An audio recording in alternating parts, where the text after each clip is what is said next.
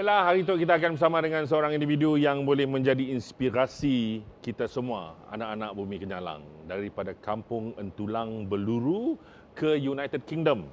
Kita bakal mendengar pengalaman seorang anak Sarawak yang cukup cekal dalam menuntut ilmu dan kini itu berbakti kepada Bumi Kenyalang yang tercinta sebagai seorang wakil rakyat, seorang menteri muda. Dan kita ingin mengucapkan selamat datang kepada Yang Berhormat Datuk Dr. Penguang Manggil, Menteri Muda Kerajaan Tempatan dan Perumahan Sarawak. Apa khabar, Datuk? Okay.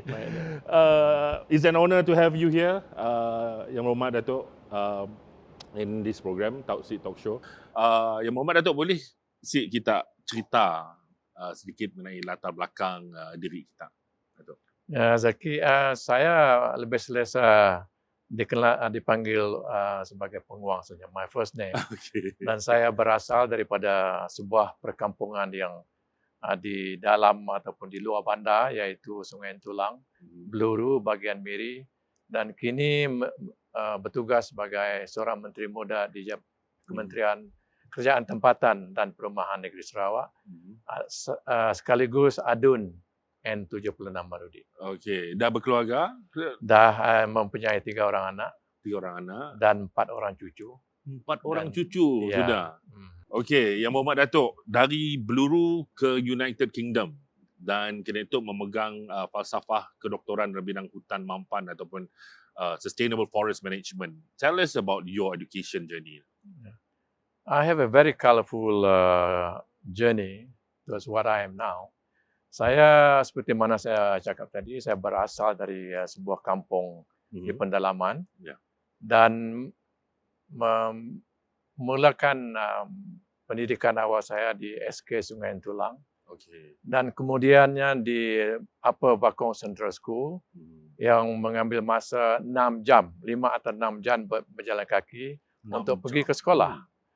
Dan selepas saya menghabiskan pelajaran di Beluru, saya pergi ke Marudi untuk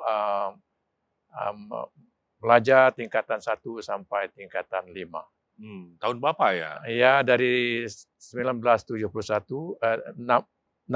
hingga 1971. Dan selepas itu saya menyambung pelajaran saya ke Tanjung Lobang, iaitu pada tahun 1972 di Miri dan 73 di Miri. Okey. Itu merupakan perjalanan pendidikan asas Yang Berhormat Datuk. Ya. So selepasnya kita ke selepas itu, again, I'm very proud to say that I'm the products of Yayasan Sarawak. Even from 6, I was also under Yayasan Sarawak Scholarship. Okay. Dan saya menyambung pelajaran saya di Universiti Pertanian Malaysia, mengambil Bachelor of Science Forestry, dan tamat pengajian pada tahun 1978. Okay. Dan seterusnya saya berkhidmat dengan Jabatan Hutan. Okay. Selama lebih kurang 9 ataupun 10 tahun sebelum saya melanjutkan pelajaran saya ke University of Edinburgh di Scotland untuk mengambil Masters of Resource Management dalam bidang perhutanan juga. Sambil bekerja dan belajar. Ya. Dan ini sudah pastinya akan menjadi inspirasi kepada anak-anak muda kan itu. Ya, memang. Anak-anak muda kan itu bila dah kerja dan anggar duit, dah sibuk lagi nak belajar. So, Datuk, apa yang kita nak tahu di situ, motivasi kita, apa yang memberikan motivasi kepada kita untuk kita meneruskan pelajaran? Self-satisfaction and also confidence. Sebab saya percaya pendidikan atau pelajaran ni is a continuous learning. There's no end to it. Tak ada perhentian. Jadi kita terpaksa meningkatkan lagi ilmu dan pengetahuan kita di dalam bidang yang tertentu yang kita minat. Okay. Jadi selepas itu juga, Zahid, saya telah bekerja selama lebih kurang 10 tahun lagi sebelum saya melanjutkan pelajaran saya di peringkat falsafah kedoktoran. Dalam bidang perhutanan juga, iaitu dalam bidang Sustainable Forest Management di United Kingdom. Dan ini telah mendorong saya untuk bekerja dengan lebih keras dan untuk meningkatkan lagi ilmu pengetahuan saya dalam bidang tertentu. So yang berhormat memang daripada awal sehingga ke doktoran semuanya dari segi forestry. Forestry, yes. Ini memang living dictionary dari segi forestry ini. So to say, but when I was working in the forest department, saya telah dilantik sebagai seorang coordinator ataupun director of 7 international projects, yaitu ITTO, International Tropical Timber Organization, GTZ, Malaysian German Corporation, dan NIDA, UNDP, dan juga Technical Working Group with the Netherlands. Jadi dari situlah saya have gained my momentum and confidence, and I have been assigned as an alternative spokesperson for Malaysia on a number of occasions. Jadi that's how I gain my confidence, and to get to know the world better and to have better networking with the rest of the expertise throughout the world in dalam bidang perhutanan. So cabaran-cabaran kita bila kita kita dah sampai ke seluruh dunia, dah dipusin memberi menjadi ambassador so called dari bidang forestry itu. Cabaran-cabaran yang kita hadapi apa, mungkin kita nak berkongsi? It's only troubling times. You know those days. Ambil contoh, kalau kita attend World Summit on Sustainable Development, itu akan mengambil masa lebih kurang 2 minggu. Dan kita terpaksalah terpisah daripada keluarga selama 2 minggu. Bukan itu juga, makanan. To me, that's one of the biggest challenge. We cannot do away with rice, so we have to take whatever food that is available to us in that material time. Dan satu lagi cabaran yang saya hadapi semasa saya dilantik sebagai pengarah ataupun coordinator of this international project adalah I have been globetrotting the world, and I have been to places where even if you have the money, you will never think or dream to go to the kind of places. For example, Republic of Congo, Equatorial Guinea, Panama, and all those countries that you never dream that you will go to. But thanks God, that's my job, and I think I love it, and I have satisfaction out of doing this for the sake of our nation and for Sarawak. So, maybe bila berkelakar hal your forestry experience tadi mengenai di dalam negara kita ataupun dalam negeri kita Sarawak tu, yang keunikan yang penuh dengan keunikan, especially can you please share with us the Sarawak forestry? If you can share? That is my bread and butter. And even though now I'm no longer involved directly with forestry, tetapi saya masih update myself with the latest development. Jadi we must be proud, or should be proud that we have one of the mega diversity of the world, biodiversity in the world. Jadi kita ada one world-renowned national parks in the name of Mulu National Park. Is the only World Heritage Site that satisfy all the 4 criteria for inscribing as World Heritage Site.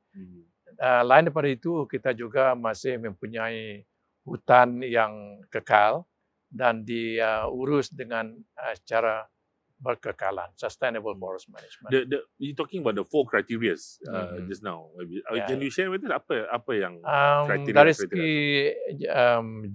geology, biodiversity, flora and fauna, dan juga dia punya terrain in terms of ada macam limestones, caves dan sebagainya. Jadi we are indeed very lucky. We're very lucky, and we should be proud. Yes. Kerana kita mempunyai produk pelancongan yang cukup indah ini. So, YB, what an incredible journey, I can say. Simply amazing. Our next questions will be your political journey. Daripada seorang government kerajaan dan sekarang menjadi ahli politik.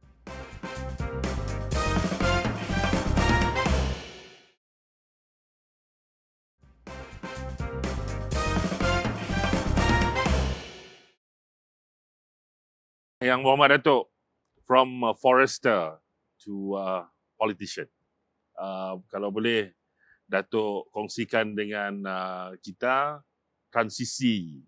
the transition dan mengenai kawasan Dewan Undangan Negeri kita N76 Marudi. Ya. Sebelum saya masuk bidang politik, saya telah berkhidmat dengan Jabatan Hutan selama 27 tahun. Daripada tahun 1979 hingga 2007. Dan selepas itu saya telah dilantik sebagai seorang controller di Lembaga Sumber Asli dan Alam Sekitar selama 3 tahun. Sebelum saya dilantik sebagai setiausaha tetap di Kementerian Kerjaan Tempatan dan Perumahan sekarang ini. Jadi I'm a reluctant politician, not by design, tetapi kerana keadaan yang memerlukan. So I joined politics in 2016 dan terus memenangi pilihan raya PRN ke-11 dan terus dilantik sebagai Menteri Muda di Kementerian Kerjaan Tempatan dan juga Perumahan Negeri Sarawak. So I feel very much at home. Yeah. So pembangunannya pula ada tu inisiatif kerajaan negeri yang dilaksanakan di kawasan tu Dun Marudi. Dun Marudi adalah satu kawasan yang agak luas, yang seluas 3,538 square kilometers, yang mempunyai jumlah penduduk 44,000 orang. Dan meliputi 2 daerah, iaitu daerah Marudi dan juga Beluru. Jadi cabaran memang ada dari segi keleluasan, connectivity, dan juga dari segi prasarana dan juga utility. Dan ini telah mendorong saya untuk bekerja dengan keras supaya rakyat di Dun N76 Marudi dapat menikmati prasarana dan juga facilities dan pembangunan yang didapati di tempat-tempat lain seperti connectivity, jalan, jembatan, api, air, pertanian moden dan sebagainya. Jangan ada jurang yang terlalu luas daripada kawasan bandar ke kawasan yang diduduki oleh konstitusi, Datuk. Baiklah, Yang Muhammad Datuk, kita tadi kita ada kelakar hal cabaran-cabaran yang kita hadapi di dalam membangunkan N76 Marudi itu. So mendapat kita kongsikan, kita share apakah cabaran-cabaran pembangunan dalam membangunkan N76 Marudi itu, cara-cara kita mengatasi. Seperti mana saya nyatakan tadi, Adun N76 Marudi adalah mempunyai kawasan yang agak luas dan lebih kurang 250 lebih rumah panjang dan settlement. Jadi ini adalah satu cabaran bagi saya dan berasaskan pengalaman saya sebagai seorang pejabat awam selama 36 tahun. This will also help me to do my job in a way that I know where to go. I have been working very closely dengan jabatan-jabatan kerajaan seperti Jabatan Kerja Raya, local authorities, dan juga Jabatan Tanah dan Survey, dan juga jabatan-jabatan lain seperti SEB dan JEBAP. Jadi dengan cara demikian, with my networking and knowing where to go and what to do, ini telah memudahkan lagi cara saya bekerja dan juga dari sokongan kerjasama rakyat di Marudi yang begitu padu sekali, itu adalah dapat menyenangkan kerja saya sebagai seorang wakil rakyat melalui pusat khidmat saya sendiri. Dan saya tiap-tiap minggu, I have never failed to go to the ground to look at the different longhouses, what actually they need before I come back and do the planning. So I think ini adalah satu cara yang saya telah I have adopted, because I believe that it's not what we want, it is what the people want that we must implement. Dan saya ingin mengucapkan jutaan terima kasih kepada Yang Amat Berhormat Ketua Menteri oleh kerana Yang Amat Berhormat telah memberi tumpuan ataupun fokus dan prihatin kepada rakyat. Okay. Dan setakat ini, I'm very proud to say that I have received not less than $500 million in terms of projek rakyat dan juga projek-projek lain yang telah dilaksanakan di Marudi. Ini tidak termasuk jalan baru yang saya telah rancang daripada Marudi pergi Mulu dan pergi Lolam. Itulah berkat seorang anak jati yang kenal tentang kawasannya dengan perit lelahnya daripada ketika kecil dan kini pengalaman berkhidmat dengan kerajaan dan kini ia menabur bakti kembali kepada orang-orang di N76 Marudi. Itu mengenai pembangunan, cabaran politik. Datuk, mungkin Datuk nak kongsi macam mana Datuk atasi. This is a big issue. Kalau kita lihat daripada masa lepas, N76 ataupun Baram memang kubu kuat Barisan Nasional pada ketika itu dan masih lagi kubu kuat GPS. Jadi cabaran politik seperti mana ada di kawasan-kawasan lain memang ada. Okay. Ini adalah saya warisi daripada terdulu daripada ini. Oleh kerana pada pilihan raya negeri yang lepas, kita ada mempunyai krisis yang tidak boleh dielakkan. Okay. Jadi ini telah memecah belahkan rakyat di pendalaman. Tetapi nasib baik oleh kerana kita ini mendapat sokongan penuh daripada pemimpin-pemimpin kita yang lain dan saya telah mendapat ataupun can take them back to work together as a team for the sake of development in Marudi. Jadi pada masa ini I am very satisfied. Walaupun ada cabaran-cabaran tertentu dari segi politik, pendirian masing-masing, tetapi ini adalah cabaran kita sebagai seorang politician. And I'm indeed very glad that that I have done quite a bit. And from what I've heard daripada testimoni yang diberi oleh orang luar pihak ketiga, we are not doing that bad. Dan saya sebagai seorang anak muda, local breed, to me it is an honor to be able to help. Itu saja. That's my motto. It's an honor to be able to help the people. And that's where the satisfaction come in when people say thank you very much for the roads, for the water, for the electricity, for the tower, the telco tower and so on. Okay. Your dedication maybe really inspires me. Really, I think inspires everybody, all the Sorokians watching right now.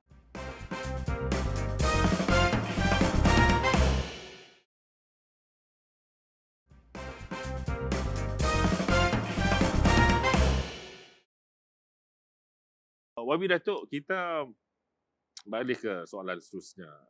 Dalam perjalanan Sarawak menjadi negeri termaju menjelang 2030, apakah visi, apakah misi yang berhormat Datuk bagi Marudi menuju 2030? I have a very big ambition for Marudi. Salah satu daripadanya adalah untuk menjadikan Baram sebagai satu bahagian. That's my dream. And I want to make sure that this dream will be achieved before I step down as a politician. Itu satu. Yang kedua, saya mau melihat di seluruh adun N76 Marudi mempunyai satu prasarana yang cukup dari segi utilities, air, api, dan sebagainya. Jadi, seperti mana saya nyatakan tadi, sebelum saya menceburi diri dalam politik di adun Marudi ini, we have a lot to catch up. And the gap is so big, tetapi God willing, kita telah membawa banyak projek pembangunan ke adun N76 dengan keprihatinan Yang Amat Berhormat Ketua Menteri kita dan juga sokongan dan kerjasama pelbagai jabatan yang sedia ada di negeri kita ini. Okey. Akhir sekali Datuk, kita nak dengar harapan dan juga amanat kita khas kepada anak-anak muda yang inginkan melanjutkan pelajaran ataupun yang mungkin belum dapat peluang untuk melanjutkan pelajaran tapi tengah mikir nak melanjut ke si. Tapi you as a testimony yang berjaya ketika selepas bekerja dan melanjutkan pelajaran selepas itu dan hingga kini menjadi seorang yang cukup berjaya. What is your amanat? What is your harapan? Being a local ataupun orang yang datang dari luar bandar, I think don't give an excuse that you are from rural areas that you are not able to do as well, if not better, than your counterparts in the cities. And to me, education, learning is a lifelong process. There's no full stop. No full stop and no single time that you say, I have enough. No. Yeah. Jadi, the more you gain, the more you study, I think that makes you as a well-rounded person. And like what I said to my people on the ground, your wealth is not in what you have. It's not in the money that you have in the bank. It's not what you have, property, tetapi di kepala sendiri.